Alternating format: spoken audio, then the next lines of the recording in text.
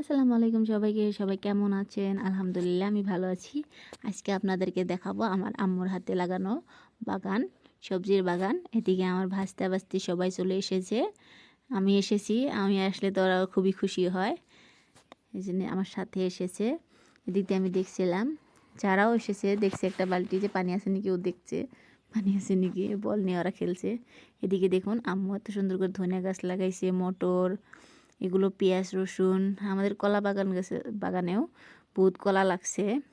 আলু বুনেছে, মিঠা আলু সব বুনেছে এবার আম্মু খুব সুন্দর করে। এগুলো মটর, কতদিন পরে মটর লাগবে। এগুলো তো লেসরা গাছ। আর এখানে মরিচের চারা দিছে। আর গাছে একটা বাগুন দেখেছি, আম্মু বলে দেখেই নাই, প্রথমবার আজকে প্রথম বাগুন লাগছে গাছে। ছোট ছোট গাছ, তথাপি বাগুন লাগছে আর কি খুব সুন্দর করে। আম্মুকে বললাম যে একটা করে খোঁটা কেটে দিলে ভালো হবে শায়দ। টমেটো গাছগুলোকেও দিতে হবে। টমেটো গাছগুলোতে খুব সুন্দর টমেটো লাগছে।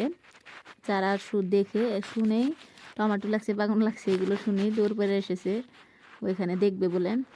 আম্মুকে আমি বলছিলাম টমেটো গাছে কিন্তু লাঠি একটা করে দিতে হবে, না শুয়ে পড়ছে টমেটোগুলো পচে যাবে। যারা দেখছে খুব সুন্দর করে এখানে।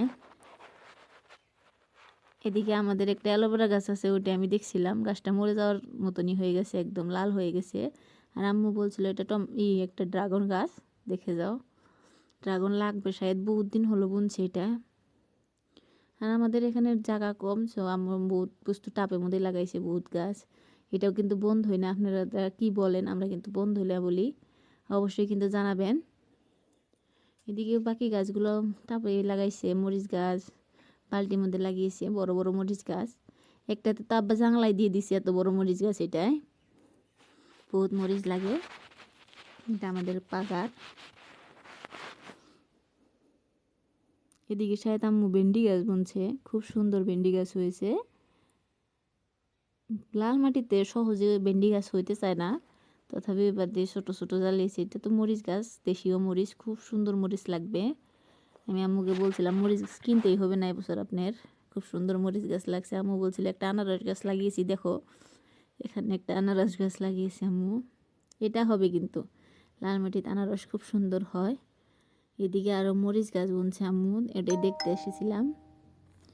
বাড়িতে আসলে বহুত নতুন নতুন গাছ বোনা আম্মু, এগুলো আমাকে দেখায় যে কোনটা কি বনেছে। লাউ গাছটা তো বহুত পুরানো হয়ে গেছে, এখন লাউ ধরতেই চায় না। আপনারা কিন্তু অবশ্যই জানাবেন আমার ভিডিওটা কেমন হলো। আর যদি ভালো লাগে অবশ্যই কিন্তু চ্যানেলটা সাবস্ক্রাইব করবেন। আর কেরা কোন জায়গার থেকে দেখতেছেন অবশ্যই কিন্তু কমেন্ট বক্সে জানাবেন।